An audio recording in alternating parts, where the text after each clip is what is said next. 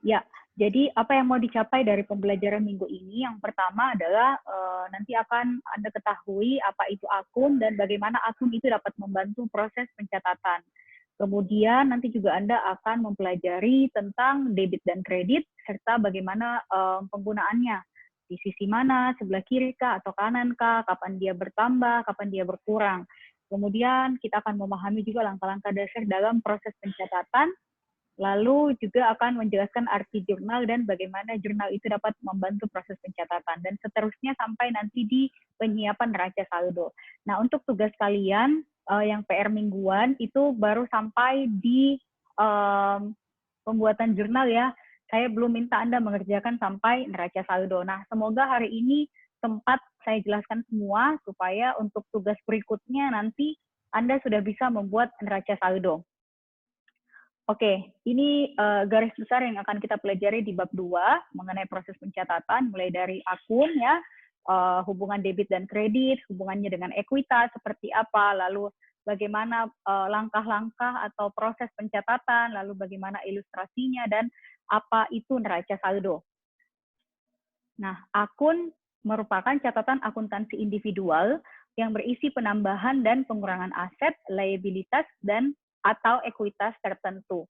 Ya, jadi kalau kalian ingat yang kita pelajari minggu lalu di persamaan akuntansi, ya, di situ aset punya komponen lagi sendiri-sendiri, liabilitas punya komponen sendiri-sendiri. Kemudian begitu pula dengan ekuitas. Nah, komponen-komponen ini yang nantinya akan disebut dengan akun. Nah, akun itu akan diilustrasikan dalam bentuk bentuk T namanya. Ini kenapa disebut bentuk T? Karena ini T. Ya, bentuknya seperti T. Nah, judul akun di sini misalnya kas, lalu nanti akan ada sisi debit di sebelah kiri dan sisi kredit di sebelah kanan. Nah, berkaitan dengan debit dan kredit, ini menyatakan bahwa setiap pencatatan jurnal itu harus berpasangan. Jadi artinya transaksi, setiap ada satu transaksi itu harus mempengaruhi satu atau lebih dari satu akun ya agar persamaan dasar akuntansi tetap seimbang. Jadi bisa Bu, kalau di aset yang kayak minggu lalu misalnya persamaan akuntansi ada di kas, ada di perlengkapan misalnya. Jadi mempengaruhi lebih dari satu akun.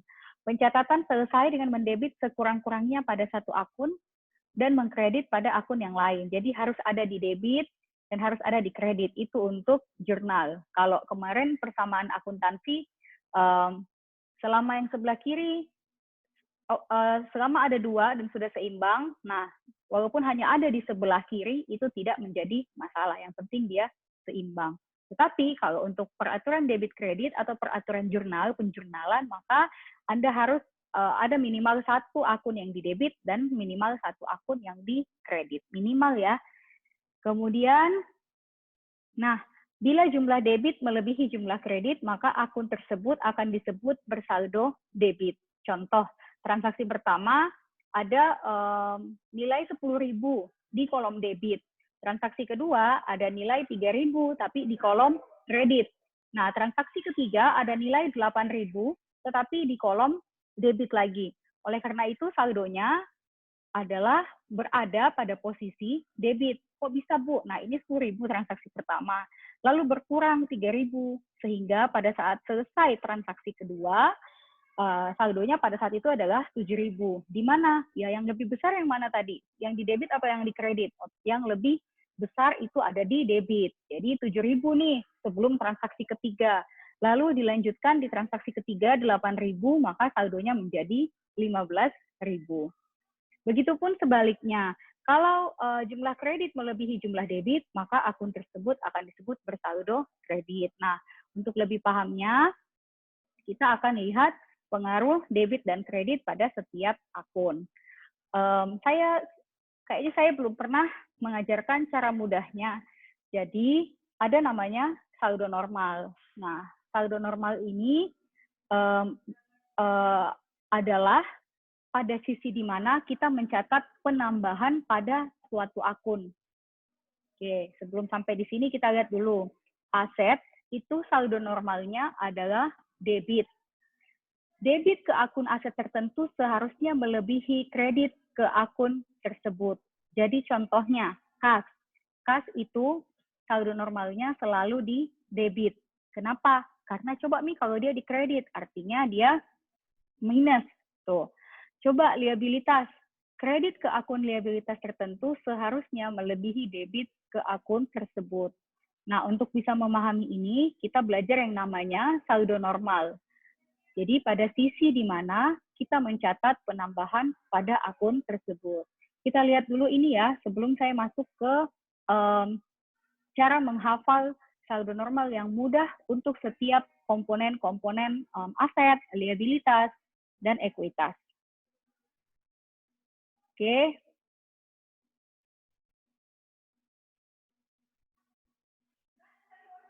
Jadi ada lima akun yang paling dasar. Yang pertama adalah aset, kedua liabilitas, ketiga ekuitas. Kemudian, bentar ya.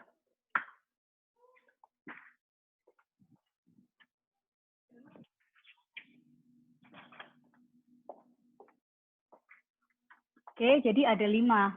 Kalau bisa, ingat urutannya di jari Anda. Jadi jempol ini aset, kemudian telunjuk ini liabilitas, liability, kemudian jari yang di tengah ini equity atau ekuitas. Nah, equity ini punya anak. Minggu lalu saya udah bahas equity punya anak. Anak-anaknya itu adalah apa? Pendapatan, anak-anak yang paling utamanya itu adalah pendapatan dan beban. Ada lagi yang lainnya, Bu. Apa? Dividen. Oke. Ada lagi, Bu, yang lainnya apa? Penambahan investasi. Itu kita sudah bahas minggu lalu. Nah, tapi untuk mudahnya 5 dulu saja yang kita masukkan. Jadi setelah ekuitas ada pendapatan atau revenue dan ada expense atau beban. Oke? Nah, untuk memahami atau untuk mengingat saldo normalnya ada yang paling mudah adalah begini. Yang paling pertama hilangkan, jadi kasih buat bentuk meta pada jari Anda. Jadi aset, ini kan tadi aset dan ini adalah expense atau beban. Oke, aset dan expense itu saldo normalnya adalah debit. Artinya apa? Artinya kalau ada penambahan dia akan dicatat pada sisi debit. Oke. Contohnya apa, Bu? Contohnya kas. Contoh lainnya piutang.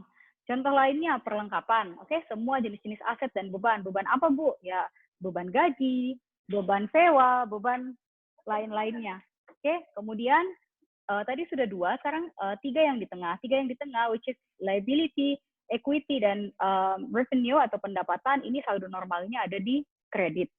Seperti itu. Jadi, cara mengingatnya yang paling mudah seperti itu. Nah, kemudian mungkin ada yang bertanya, Bu, kenapa beban itu kan anaknya ekuitas. Tadi ekuitas Ibu bilang saldo normalnya di kredit. Tapi kok beban yang mana merupakan anaknya ekuitas, beban saldo normalnya di debit. Nah, disinilah kita mulai berpikir kembali logika kita yang minggu lalu. Bahwa kalau ada pembayaran beban atau penambahan jumlah beban, maka itu berarti bahwa ekuitas kita berkurang. Makanya bertolak belakang antara saldonya ekuitas dan saldo normalnya beban. Sedangkan kalau pendapatan sama-sama di kredit, sama seperti ekuitas.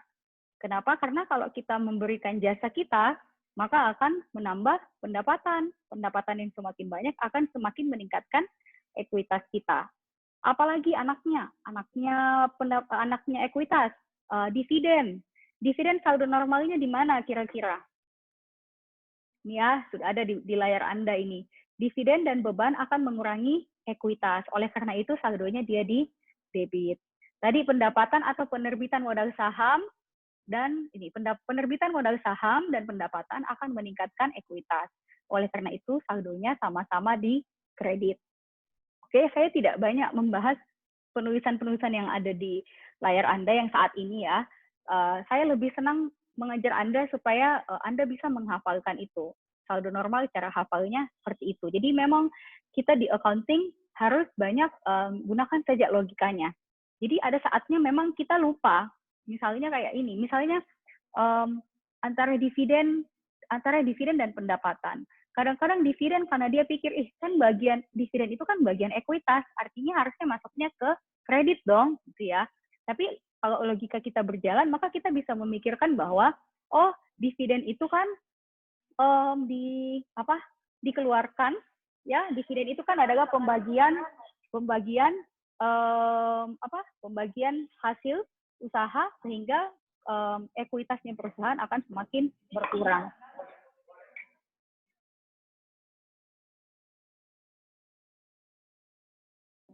Recordingnya. Jadi seperti itu, kita lanjut. Nah, jadi kan ini hanya penjelasan-penjelasan mengenai tujuan menghasilkan pendapatan seperti apa supaya memberikan pemahaman bagi Anda untuk kapan memberikan pemahaman bagi Anda tentang kapan ekuitas bertambah, kapan ekuitas berkurang, dan seterusnya.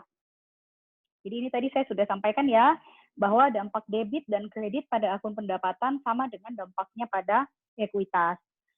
Sedangkan beban memiliki dampak yang sebaliknya, yaitu beban akan mengurangi ekuitas. Makanya saldo normalnya di sini adalah di debit.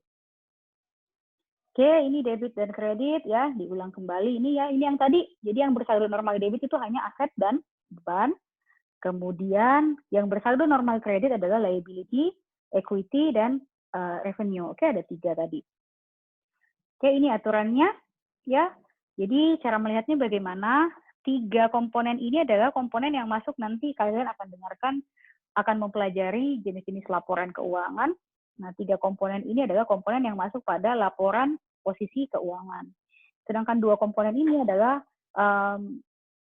komponen yang masuk pada laporan laba rugi. Oke. Nah, aset ketika dia bertambah akan diletakkan di debit karena saldo normalnya debit, sedangkan kredit ketika dia berkurang akan diletakkan di sisi kredit. Liability sebaliknya, ketika dia bertambah akan diletakkan di sisi kredit. Jadi ini ringkasannya, saya nggak jelasin lagi. Nanti Anda tinggal melihat kembali, saya pun sudah share dalam bentuk PDF, sehingga mungkin lebih memudahkan Anda untuk belajar, mungkin bisa langsung dibuka di HP atau terserah nanti seperti apa. Oke. Nah, ini tadi hubungan ekuitas ya. Ini yang saya jelaskan tadi. Jadi kalau ada saldo laba ini nantinya yang akan dimasukkan pada laporan saldo laba. Nah, saldo laba itu diperoleh dari laba neto. Kalau ada saldo awal ditambah dengan laba neto dikurangi dengan pembagian dividen. Ini nantilah kita pelajari perlahan-lahan. Oke, saya lewati. Ini tadi sudah ringkasannya. Kemudian ini contoh ya. Anda kan sudah baca, jadi saya pun tidak akan tanya-tanya panjang lebar. Intinya Kate Brown ini dia mau membuat salon kecantikan. Nah, untuk membuat salon itu dia menyewa tempat, ya. Jadi bukan pakai tempatnya sendiri, tetapi dia rent atau dia sewa tempat. Temannya menyarankan Kate untuk menciptakan sistem pencatatan akuntansi ayat jurnal berpasangan. Jadi dia disuruh nanti bikin jurnal-jurnal gitu ya ketika ada transaksi. Nah, menurut Anda akun-akun laporan posisi keuangan, ingat ya yang tadi ada di laporan posisi keuangan apa? Aset, liabilitas, dan ekuitas, ya kan? Saya kembali. Akun-akun laporan posisi keuangan yang mana yang akan dibutuhkan oleh perusahaannya Kate Brown ini yang namanya Here It Is Company untuk memulai dan menjalankan bisnisnya. Tentukan juga apakah saldo normalnya debit atau kredit. Nah, akun-akunnya kalau kita lihat dari jenisnya, otomatis dia butuh kas, oke? Dia butuh perlengkapan, ya. Kita lihat saja langsung, dia butuh peralatan. Kemudian kalau uangnya kurang, dia bisa membuat atau mengambil kredit, entah di bank, ataupun dengan menciptakan wesel bayar. Kemudian nantinya akan ada juga modal saham. Seperti itu. Ini tahapan proses pencatatan, sudah pernah kita pelajari juga, ya. Oh, belum. Sorry, yang ini belum. Jadi, untuk sampai pada pencatatan jurnal, pertama-tama kita harus menganalisis transaksi. Transaksi apa yang bisa dicatat? Transaksi yang bisa dicatat seperti yang sudah kita pelajari minggu lalu adalah transaksi-transaksi yang mengakibatkan terjadinya perubahan pada keuangan perusahaan. Ya, nah kalau dia mengakibatkan terjadinya perubahan, maka transaksi itu dapat dicatat ke dalam jurnal. Kemudian jurnal yang sudah dicatat selanjutnya akan dipindahkan ke buku besar. Oke, nah transaksi itu dapat dibuktikan dengan adanya dokumen bisnis seperti struk penjualan, cek, tagihan, atau catatan mesin kasir. Oke, ini jurnal. Oke, penjurnalan, mencatat data transaksi dalam jurnal. Ini masih contoh yang soft bite minggu lalu. Jadi pemegang saham menginvestasikan uang tunai sebesar 15.000 euro ke dalam perusahaan dan mendapatkan saham. Kemudian Softbyte membeli peralatan komputer secara tunai senilai 7.000 euro. Kalau kita lihat seperti ini, maka kita sudah bisa menganalisis nih. Oh, ada orang datang tanamkan uangnya 15.000 ke Softbyte. Jadi Softbyte mencatat bahwa terjadi penambahan kas sebesar 15.000. Kas tadi saldo normalnya di mana? Ada yang masih ingat? Kas saldo normalnya di mana? Debit. Halo, di debit. Kas saldo normalnya di debit. Karena ada penambahan, maka yang di debit adalah kas. Sudah seimbang atau belum? Ingat, dia harus berpasangan. Tidak boleh jomblo. Tidak boleh single. Dia harus couple. Jadi harus ada yang di debit, harus ada yang di kredit. Nilainya harus seimbang. Oke? Jadi sudah ada di debit tadi 15.000. Kemudian yang di kredit adalah apa? Modal saham. Oke, modal saham. Ini salah posisinya. Nah, harusnya ini 15.000 agak di atas. Sejajar dengan kas, dan ini 15.000 sejajar dengan modal saham. Oke, kemudian katanya Softbyte juga membeli peralatan secara tunai. Peralatan di debit 7.000 karena peralatan sama-sama aset, ya, jadi peralatan bertambah, tetapi ada terjadi pengurangan dari aset lainnya, yaitu kas. Kas kalau berkurang posisinya di kredit. Oke, nah transaksi berikutnya, Sai Company membeli truk pengangkutan seharga NT, ini saya nggak tahu, ini mata uang apa, maaf ya. Yang jelas dolar juga 420.000. Perusahaan ini membayar tunai 240.000 sekarang dan setuju untuk membayar sisanya 180.000 kemudian. Jadi dari sini kita sudah bisa menganalisa bahwa dari transaksi ini perusahaan mendapatkan aset berupa truk, iya kan? Perusahaan mendapatkan aset berupa truk. Truk itu harga perolehannya ya 420.000. Aset perusahaan ini berarti bertambah. Sehingga sudah tahu nih aset bertambah, posisinya harus di debit. Jadi di debit adalah truk sebesar 420.000. Kemudian baru masih jomblo dia karena masih di debit 1. Nah, apa yang di kredit? Oke, yang di kredit adalah, langsung aja ya supaya jelas, adalah jumlah uang yang dikeluarkan untuk membayar sebagian dari harga 420.000 ini. Ketika kita mengeluarkan uang, maka kita harus mengkredit kas. Oke, sudah seimbang atau belum? Sudah enggak jomblo? Enggak jomblo nih. Sudah ada di debit 1, di kredit 1 sampai di situ. Tapi apakah posisinya sudah seimbang? Belum seimbang karena yang satu 420, yang satu 240. Itu berarti masih ada selisih 180. 180 ini diakui atau dicatat sebagai utang usaha. Kenapa, Bu?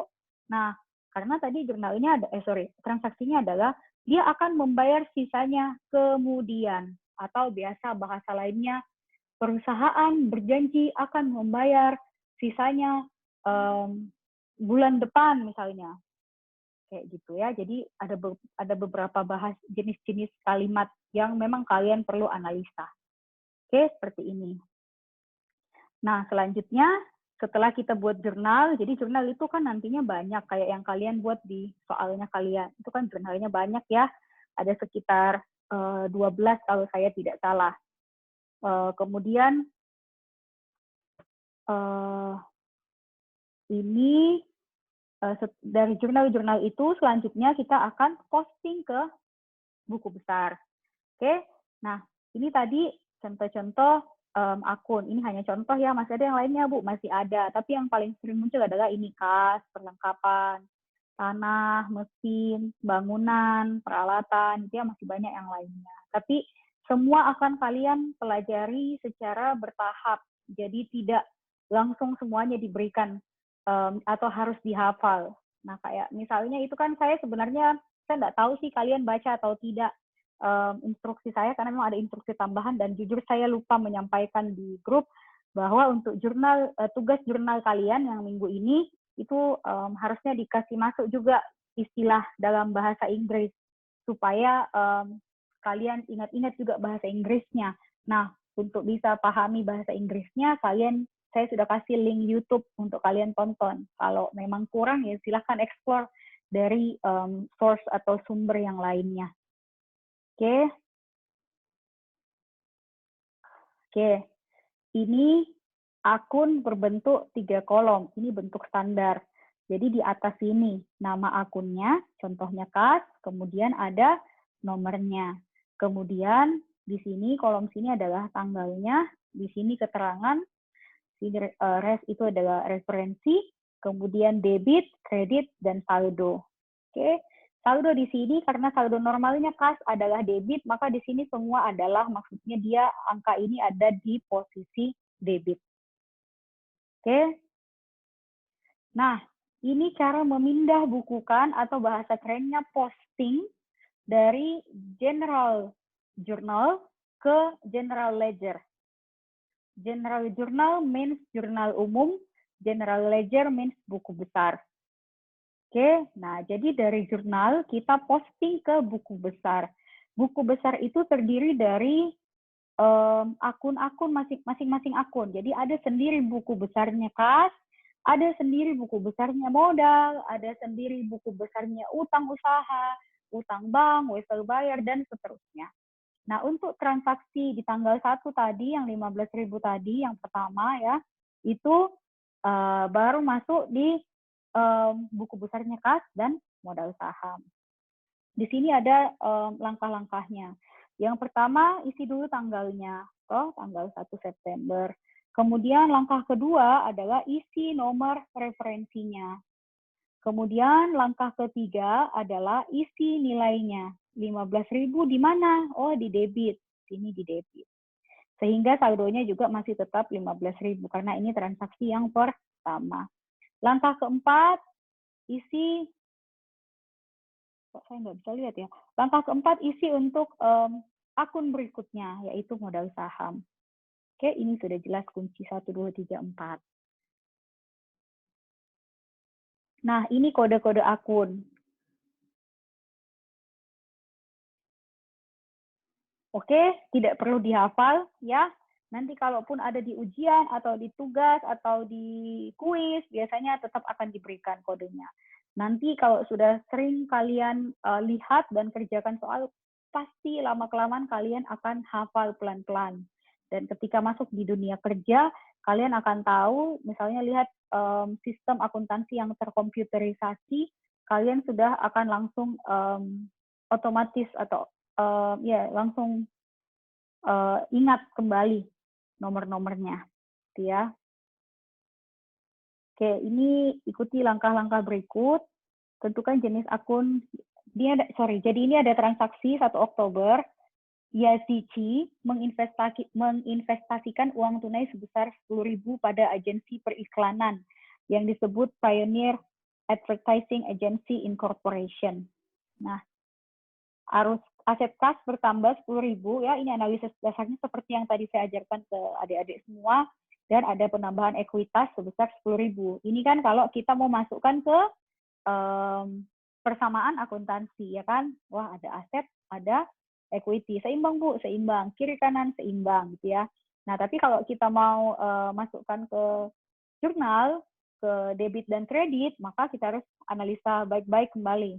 Aset yang bertambah dengan di debit adalah kas 10.000, ekuitas yang bertambah dengan di kredit, karena saldo normalnya ekuitas adalah kredit, maka ketika dia bertambah, dia akan diletakkan di kredit. Gitu ya. Lalu setelah ada ini, kita selanjutnya posting ke buku besar. Ini Bu, ini tadi sama enggak dengan yang sebelumnya? Ya, kita lihat bentuk sebelumnya buku besar. Bentuk sebelumnya dia seperti ini ya. Sorry, bentuk sebelumnya ini ya, debit, kredit, saldo.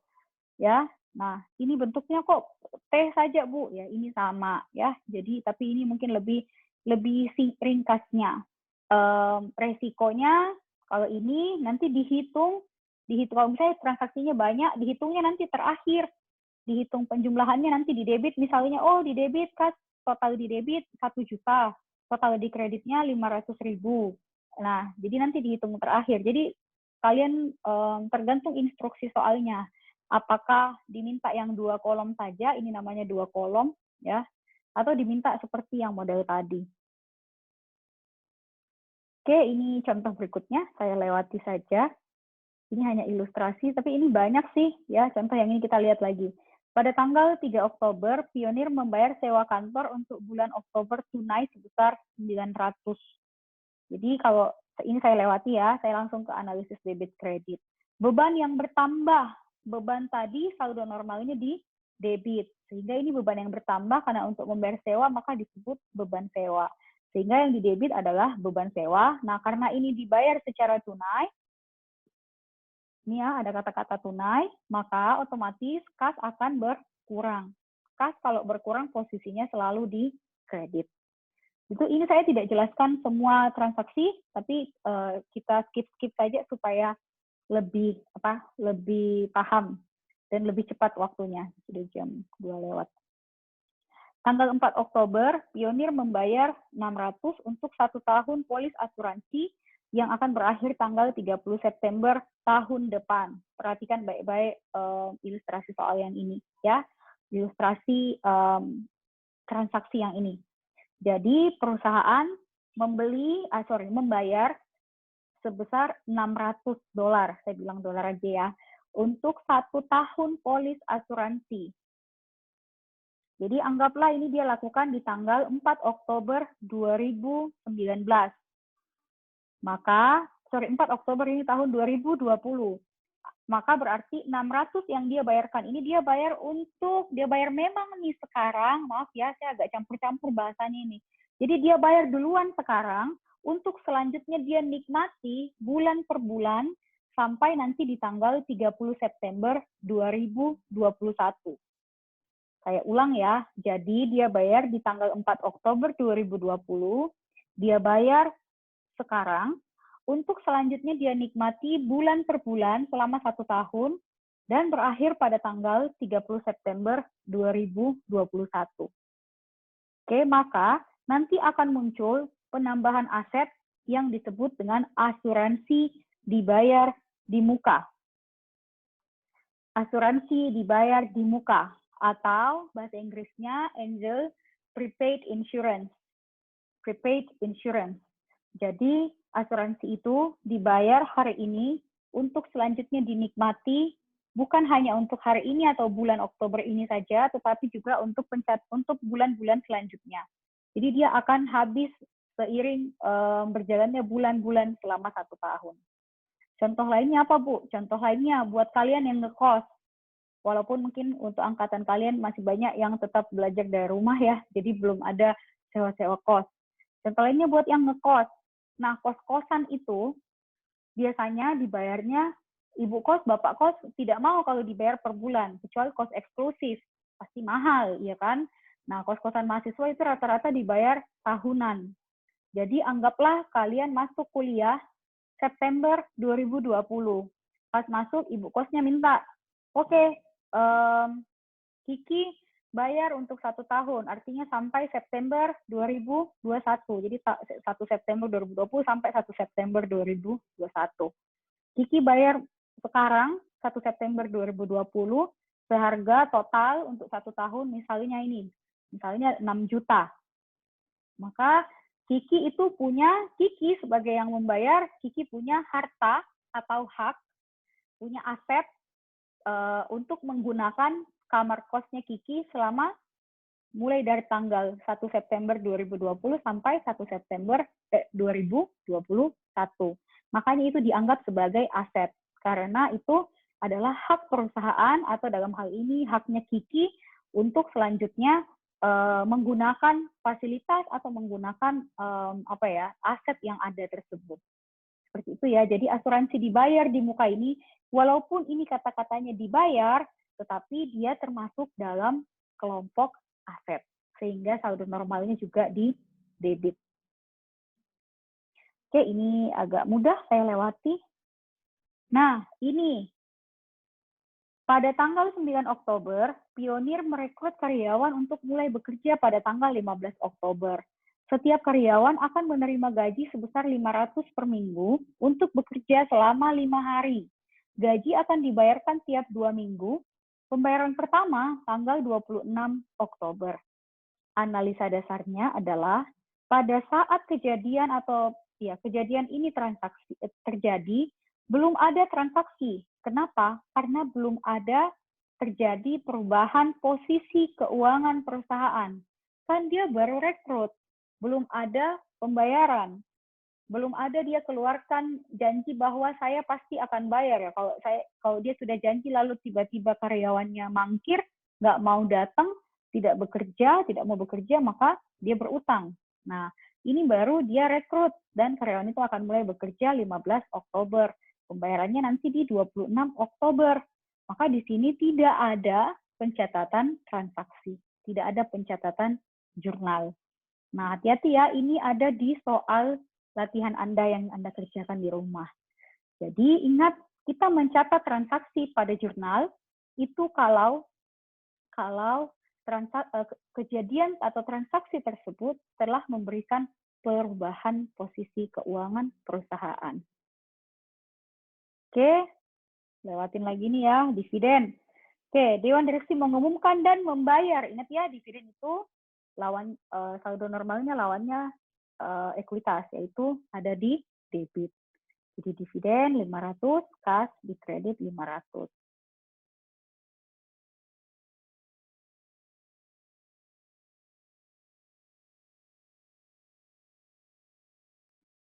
Oke, ini saya lewati, sudah mau habis waktu saya. Ya, ini contoh ya, jadi ada jurnal seperti ini, lalu Anda diminta untuk posting ke buku besar dengan catatan, sebelumnya sudah ada saldo awal kasnya 600. Sudah ada saldo awal kasnya 600, artinya di buku besar pada saat sebelum Anda mencatat tanggal 4, tanggal 15, dan tanggal 19, di tanggal 1 sudah ada di bagian debit 600. Ya, jadi sudah ada ini. Lalu di tanggal 4 ada pendapatan di debit, di tanggal 15 ada pengeluaran atau pengurangan kas di kredit, dan 19 juga seperti itu. Jadi seperti ini ya. Nah, caranya bagaimana? Ini Anda jumlahkan, kalau mau buat bentuk buku besarnya seperti ini Anda jumlahkan, kan ini 2.880, kemudian ini juga Anda jumlahkan 492. Saldo akhirnya adalah 2.880 dikurangi dengan 492. Nanti saldo akhirnya adalah 2.388 di posisi debit. Karena pertama, saldo normal kas di debit, kemudian yang kedua adalah karena jumlah angka yang ada di bagian debit lebih besar daripada yang ada di bagian kredit. Oke, ini buku besar dari yang tadi kayaknya ini. Ya, yang transaksi ini tadi yang banyak, ya. Ada 10 transaksi, nah buku besarnya seperti ini kira-kira. Oke, jadi memang di akuntansi harus rajin membuat kolom-kolom, memasukkan angka dengan hati-hati gitu ya. Nah, setelah buku besar ini Anda buat, apa kemudian yang harus Anda lakukan? Proses berikutnya adalah menyusun yang namanya neraca saldo. Mohon diperhatikan, ketika menyusun neraca saldo, ini selalu harus ada judul. Judul yang pertama adalah, baris pertama adalah nama perusahaan, kemudian jenis laporan yang sedang Anda buat, karena ini adalah laporan neraca saldo, Anda tulis neraca saldo, kemudian tanggal atau periode neraca saldo tersebut. Nah, ini kalau periode Oktober, maka di sini akhir bulan Oktober, 31 Oktober 2014. Angka-angka ini dari mana semua, Bu? Angka-angka ini Anda ambil dari buku besar. Oke, jadi prosesnya buat dulu semua jurnalnya, kemudian posting satu-satu ke buku besar, kemudian setelah buku besar selesai diposting semuanya, setelah selesai semuanya diposting ke buku besar, saldo-saldonya ini yang Anda masukkan ke neraca saldo. Oke, jadi contoh, kas 15.200. Kok Ibu tahu di debit? Ingat, saldo normal kas selalu di debit. Ini saldo akhirnya. Kemudian perlengkapan 2.500. 2.500 masih di debit. Kenapa, Bu? Ya sama-sama masih aset. Asuransi dibayar di muka 600, peralatan 5.000, wesel bayar loh, di kredit 5.000. Wesel bayar 5.000. Di sini tidak ada tulisannya, Bu, di kredit. Ya namanya saldo normalnya di kredit, ya. Nah, hasil akhirnya debit dan kredit harus seimbang untuk neraca saldo. Hasil akhirnya debit dan kredit harus seimbang untuk neraca saldo. Oke, nah ini kelemahannya saya tidak jelaskan dulu panjang lebar karena waktu saya takutnya habis ya. Selanjutnya saya mau masuk ke penjelasan penjelasan tugasnya, penjelasan tugas. Saya stop recording dulu.